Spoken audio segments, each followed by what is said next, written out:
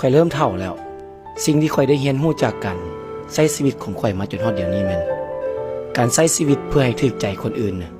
มันโคตรเสียเวลาเลยเพราะว่าเฮาเกิดมาก็บ่ได้ว่าสิมาอยู่ค่ำโลกเด้แล้วเป็นหยังเฮาต้องมาเฮ็ดให้มันถูกใจคนอื่นนำนี่มันชีวิตเฮาข่อยเลือกที่จะใช้ชีวิตโดยที่บ่สนใจคนเนี่ยมันหลายเติบเลือกที่จะเฮ็ดในสิ่งที่มันต่างจากคนอื่นหลายคนเขาก็เบิ่งข่อยแปลกๆนั่นแหละว่าข่อยเฮ็ดขวางโลกบ่เข้าสังคมบ่เข้าตาคนอื่นแต่ข่อยก็บ่สนนะข่อยเลือกที่จะเฮ็ดให้ข่อยมีความสุขแล้วข่อยก็พอมื้อเช้านี้ข่อยตื่นมาพร้อมกับมาอ่านเมสเสจหมู่ที่ส่งป่าไว้ว่าหมู่ข่อยผู้หนึงน่ะเสียชีวิตมันเป็นเรื่องน่าเศร้าขนาดตอนนี้ข่อยอยู่ในยุคที่ว่าหมู่ของข่อยเริ่มทยอยเสียชีวิตกันจากที่แต่กี้แม่นไปวันเกิดหมู่ไปงานรับปริญญาไปงานแต่งหมู่แต่เดี๋ยวนี้ข่อยต้องมาไปงานศพหมู่